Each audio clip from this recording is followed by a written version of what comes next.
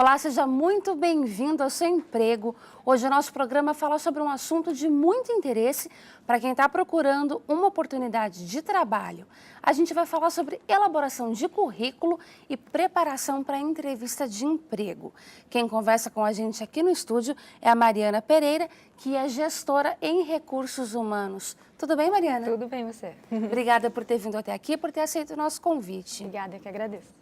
Bom, Mariana, vou começar te perguntando, então, qual a importância de um currículo bem feito, né, na busca de uma oportunidade de emprego? O currículo, ele é o primeiro contato que o recrutador vai ter ali com o candidato. Então, é importante você elaborar um currículo muito organizado, clean, personalizado, inclusive, né, para a vaga e para a empresa que você vai se candidatar, para que o recrutador consiga identificar se você tem ou não tem o perfil ali pelo currículo e para você conseguir prosseguir pelos demais processos ali do recrutamento e seleção. Você falou uma coisa interessante, então, na verdade, o ideal não é a pessoa ter um único currículo e mandar para todos os lugares que ela identificar uma oportunidade de vaga. Ela identifica a oportunidade e elabora o currículo em cima daquilo? Em cima da oportunidade e também em cima do perfil da empresa. Então, eu posso ter uma vaga de vendedor para a empresa X, eu vou fazer um currículo. Vaga de vendedor para a empresa Y, eu preciso adaptar o meu currículo também. Por quê? Porque as características que cada empresa busca e cada empresa tem de cultura, elas precisam estar alinhadas com o perfil do candidato. Então, ele tem que mostrar aquilo através do currículo dele. Certo. Ao longo do tempo, a gente sabe que a própria formatação do currículo, ela sofreu várias alterações, né? Então, vamos começar pelo que não deve constar num currículo ideal. Que tipo de informação não é interessante ter? As mais básicas que as pessoas perguntam, por exemplo, estado civil e foto. O que não é legal ter num currículo? Não tem um modelo, tá, ele vem sendo adaptado cada vez mais, mas não tem um modelo único ainda de currículo. Então, foto, vamos pegar pelo ponto ali. Você não precisa colocar uma foto no currículo, mas se você está concorrendo a uma vaga que tem o pré-requisito apresentar currículo com foto, aí você coloca. Às vezes o pessoal coloca número de documento, de carteira de trabalho, essas são informações que eles não vão agregar naquele momento. As outras, que é nome, estado civil, o seu endereço, que são os dados pessoais ali, aí eles precisam manter, que até mesmo para ele conseguir identificar esse perfil e ter a possibilidade de fazer o contato, né, com o candidato. Bom, então vamos fazer agora o caminho contrário, né? Como a gente pode orientar o candidato a construir um bom emprego, um bom currículo, desculpa, tem um tamanho certo? Onde a gente deve parar para não exceder um pouco o limite?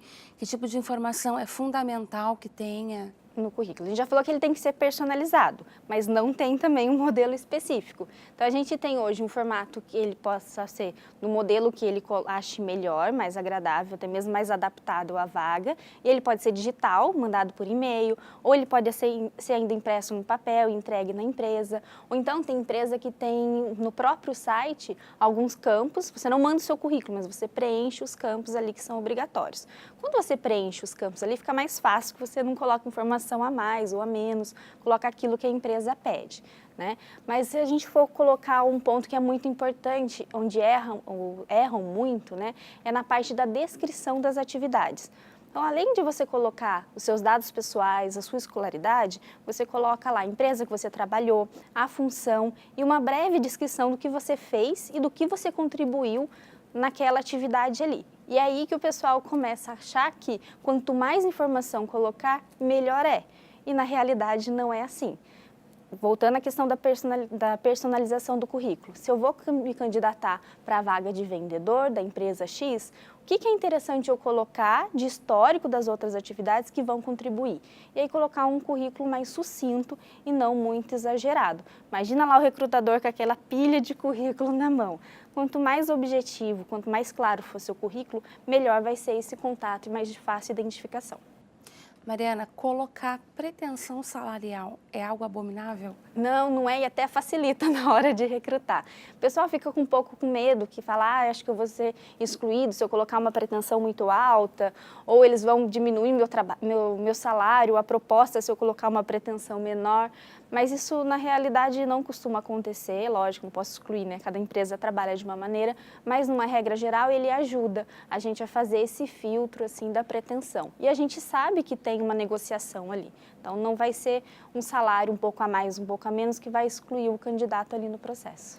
Então, a gente poderia dizer, em resumo, que num currículo padrão, você deveria personalizar de acordo com a vaga daquela empresa. Fundamental colocar os seus dados pessoais, principalmente um contato telefônico e de e-mail, para que a empresa possa te encontrar, né, entrar em contato. E a sua formação e as atividades que você exerce, experiências profissionais anteriores. Legal nessa parte de atividades, experiências anteriores, você colocar o que você influenciou que deu um resultado positivo na empresa. Porque é isso que as empresas buscam hoje, profissionais que possam agregar e aumentar os seus resultados, né? Que legal, dica bem importante essa. Eu queria falar agora um pouquinho sobre redes sociais, né? A gente recebeu uma pergunta aqui sobre a gente deve colocar um Facebook, alguma rede social no nosso currículo? E outra pergunta, é verdade ou mito que os recrutadores, até mesmo se você não colocar, mas só pelo teu próprio nome, se atualmente os recrutadores procuram investigar um pouquinho da sua vida através da sua postura nas redes sociais? Não é muito mito não, é uma prática comum acontecer, porque ele precisa identificar ali, dentro do funil, né? Imagina o processo seletivo como funil. Ele tem que identificar de uma maneira, ganhando tempo, quais são as pessoas que têm o perfil. Ele vai olhar o currículo, ele consegue olhar as redes sociais, sim, para depois chamar para entrevista, que é um processo mais demorado. Então, todos esses artifícios, eles são utilizados, sim. O fato de colocar ou não no currículo. Hoje, uma rede muito utilizada para fins profissionais é o LinkedIn. Então, é importante, pode colocar o LinkedIn ali, principalmente se você movimenta o seu LinkedIn de uma forma a te favorecer. Se você tem um LinkedIn só por ter, não adianta você colocar lá. Mas se for algo que você movimenta e acha que vai contribuir para a vaga, é importante sim. Facebook, Instagram ou as outras redes sociais, não necessariamente você precisa colocar porque ele não tem esse foco. Vai mais do interesse e da formatação do processo de cada empresa, se eles olham ou não. Certo. Saindo um pouco agora do currículo, falando um pouco sobre a entrevista de emprego. Existe, por exemplo, teria como a gente falar o que é mais importante, o currículo ou a entrevista, ou depende muito daquela oportunidade? O currículo, se você não passar por essa fase, você não vai chegar no processo seletivo. Então, cada um ele tem a sua importância até levar à efetivação da vaga ou, né, a recusa ali da oportunidade do momento. Então, o currículo ele tem a sua importância para o primeiro contato, para esse chamariz, para identificar o perfil, e depois você tem que se preparar. Assim que você personalizou o currículo, você tem que preparar para a entrevista e personalizar a entrevista também para conseguir passar dessa fase. Então, acho que não tem o mais importante, depende do momento, e sem um não tem o outro. Né? É verdade. E vamos imaginar, então, que a pessoa entregou o seu currículo, foi selecionada e foi chamada para uma entrevista. E não tem informação nenhuma sobre o que vai acontecer naquele dia. De uma forma geral, como ela deve se preparar antes da entrevista, previamente? Até por questões de emocional. Como deve ser esse preparo de véspera de entrevista? Assim como tomou aquele cuidado em personalizar o currículo, precisa tomar o cuidado de estudar antes de ir para a entrevista. Hoje, toda empresa tem um site ou uma conta na rede social, então é importante você entender qual é o negócio dessa empresa, para ver até mesmo se a cultura dela está condizente com a sua. Não adianta nada conseguir um emprego, você vai chegar lá e é só frustração. Precisa escolher com cuidado, né, ter esse namoro ali tem que ser recíproco, né? Eu não sei que pergunta que vão fazer. Mas tem algumas perguntas que dá para você ir se preparando, tem muitas dicas na internet, porque tem coisa que basicamente todo entrevistador faz, né? Esse nervosismo, né, desse preparo, essa ansiedade que acontece muito, ela pode ser minimizada se você se sente confiante, se você treinou. a gente fala que a prática leva à perfeição, você não precisa ir um monte de entrevista para treinar. Você pode fazer isso na sua própria casa, respondendo algumas perguntas no espelho, se sentindo confiante, refletindo um pouco mais, se preparando mesmo para a entrevista. E aí você vai conseguir conduzir a entrevista e suas respostas de uma forma mais natural, mais tranquila, e isso passa até mais credibilidade, né, na hora do candidato falar e o entrevistador tomar essa decisão dele passar para uma próxima etapa ou não. Bom, muita gente é tímida, sofre por essa timidez e essa é a maior dificuldade na hora da entrevista porque não consegue falar em público na hora de uma dinâmica onde tem outros candidatos ali junto ou até com o próprio recrutador tem essa dificuldade. Tem alguma técnica, alguma dica para vencer a timidez? É importante assim, timidez, um pouquinho de nervosismo, ansiedade, ele é natural. Todo mundo que está ali passa por esse processo e o recrutador, ele entende essa parte e a gente não se apega muito nessa hora. Só que ele tem que identificar qual que é o nível. Será que ele trava? Ele não consegue se expressar da maneira com que precisa passar ali?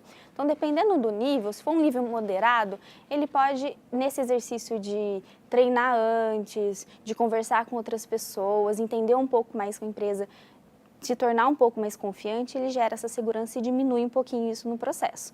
Agora, se for um nível muito grande, aí ele vai ter que procurar uma ajuda profissional mesmo, porque não deve atrapalhar só na parte da entrevista e sim em alguns outros aspectos da vida dele. Então, é importante esse autoconhecimento. Qual é o ponto de impacto, que nível que a minha timidez está? Eu consigo trabalhar sozinho, com autoconhecimento, com treinamento, ou eu vou ter que procurar alguma ajuda profissional para ele conseguir evoluir nessa etapa, né? E a linguagem corporal, né? O gestual, as mãos, as pernas, o próprio rosto, a própria face, isso diz alguma coisa para o recrutador? Cada recrutador ele utiliza de uma técnica, alguns observam um pouco mais, outros observam um pouco menos, vai muito da formação ali do recrutador. Mas é um clichê, mas é um fato, aquela questão do que o corpo fala, né? Só que se você ficar se preocupando muito com isso, ai meu Deus, o que eu vou fazer com a minha mão, o que eu vou fazer com o meu pé, você não vai conseguir se entregar nem ser genuíno na entrevista. Aí entra aquela questão do exercício do autoconhecimento. Fez a entrevista, repassou, volta em casa, reflete, nossa, será que eu fiz muito movimento com a mão? O que será que eu posso diminuir com isso daí? Mas o segredo é não ficar querendo amarrar a mão, querendo segurar o pezinho nervoso. Não fica até um pouco artificial, fica né? artificial, você não vai ser genuíno e você vai ficar tão preocupado com isso que você não vai conseguir desenvolver as respostas da maneira com que te facilitaria, né? Que seria mais genuíno. Durante a própria entrevista, tem alguma coisa que você considere que deve ser evitado pelo candidato? Mentir. Não mente, não adianta. Primeiro que existem muitas técnicas na entrevista que a gente vai rodeando, perguntas que levam à mesma resposta. Então, se o candidato ele mentir ali na entrevista, ele vai ser pego. Se não for pego, se ele for contratado, ele vai ver que não é essa a realidade, aí não vai ser um vínculo legal, né? Então, acho que a mentira é algo que deve ser evitado ao máximo. Tomar cuidado, que às vezes a gente acha que dependendo o nível de liberdade que o recrutador dali, ele já vira psicólogo. Aí já começa a falar mal da outra empresa, já começa a falar de coisas familiares e pessoais que vão muito além ali. Então, só tomar cuidado um pouquinho com essa comunicação. É lógico, precisa ser verbalizado, precisa ser verdadeiro, você precisa falar, né, quais as suas competências, mas tomar um pouco cuidado para não escorregar e não virar um bate-papo muito informal, né? Sempre se lembrar qual é o objetivo que você está ali. Mariana, a gente escuta muito falar que em entrevista é muito comum a pergunta, né? Qual é a sua maior qualidade, qual é o seu maior defeito? E geralmente a pessoa tem um pouco de dificuldade de identificar nela própria e acaba indo para clichês como, meu maior defeito é que eu sou muito perfeccionista. Fala um pouco sobre isso pra gente. Aí ele não está sendo genuíno. Às vezes ele até é perfeccionista, mas ficou tanto no clichê essa situação que é importante ele trabalhar esse autoconhecimento e vir com uma resposta um pouco elaborada. Ou não simplesmente falar, eu sou perfeccionista. Então dá exemplos, conta um pouquinho no dia a dia de coisa que leve ao recrutador entender que de fato essa é uma característica sua e não simplesmente um clichê. Tipo, prova que é isso, né? Através dos resultados que você já obteve com as outras empresas. Ou às vezes eu não tive uma experiência na empresa, mas é na minha comunidade, onde eu faço um trabalho voluntário, ou na minha própria família, porque o objetivo do recrutador ali é identificar esses comportamentos. Como que ele vai ter a prova disso? Com o relato dos resultados dessa convivência, seja no trabalho, na vida pessoal ou no convívio com os amigos, né? Certo. Bom, então para encerrar o nosso bate-papo aqui hoje, eu queria te perguntar, o candidato foi selecionado pelo currículo, passou pelo período da entrevista e como proceder daí para frente? Porque é um período de muita ansiedade para o candidato, né? E em algumas vezes a empresa, o recrutador, na hora da entrevista não passa um prazo, por exemplo, eu entrarei em contato dentro de uma semana. Muitas vezes não tem essa informação. Então, como que o candidato deve proceder? Ele aguarda, independente do tempo que for, espera para que alguém ligue e faça contato com ele, ou se de repente ele identificar ali que passou 4, 5 dias, uma semana e ninguém fez contato, e ele está um pouco perdido porque também de repente está tentando outra vaga em outro lugar, ele pode procurar essa empresa novamente para ter um parecer sobre a oportunidade. Como que é esse procedimento? O legal é que, assim, geralmente eles falam, mas às vezes não. Quando não faz, você tem que ter essa mente na entrevista que você não precisa estar lá só para responder perguntas. Você também pode fazer perguntas. E uma dessas perguntas não tem problema nenhum. Então, no final, tudo é a maneira de se falar, né? A comunicação a gente precisa ajustar ali. Mas de uma forma educada, perguntar. Agradece a entrevista, fala, olha, eu posso aguardar seu contato? Você tem alguma previsão? Aí a pessoa vai responder ali. Vamos supor que falou que em uma semana vai te responder. E passou 10 dias e não respondeu. E aí, o que eu faço? Ele pode mandar uma mensagem, que às vezes o pessoal ainda já usa o WhatsApp, né, para fazer as entrevistas, ou um e-mail, agradecendo novamente a participação, falar que ele está disposto ainda, né, a esclarecer, a novos esclarecimentos e que aguarda o contato. Aí é uma brecha para a empresa conseguir dar um retorno ali para ele. Porque às vezes a gente acha que aquele vai concluir em uma semana, só que acontece alguma coisa, o gestor muda de ideia ou acontece alguma coisa dentro da empresa que a gente não consegue cumprir esse prazo. E aí, recebendo um e-mail, uma mensagem, o mínimo que o recrutador vai fazer é responder. Então é uma maneira educada que não fica forçada. Ficar ligando no dia seguinte e no outro, só vai passar ansiedade. Isso não é positivo para o candidato. Tá certo, então. Mariana, muito obrigada por ter vindo aqui. Obrigada por ter compartilhado com a gente, né, essas informações tão importantes e tão úteis para quem está em busca de uma colocação no mercado de trabalho. Obrigada, espero ter contribuído um pouco e mais uma vez obrigada pela oportunidade. Tá certo. O Seu Emprego de hoje fica por aqui. Você continua acompanhando a nossa programação aqui na TV Câmara. Até a próxima.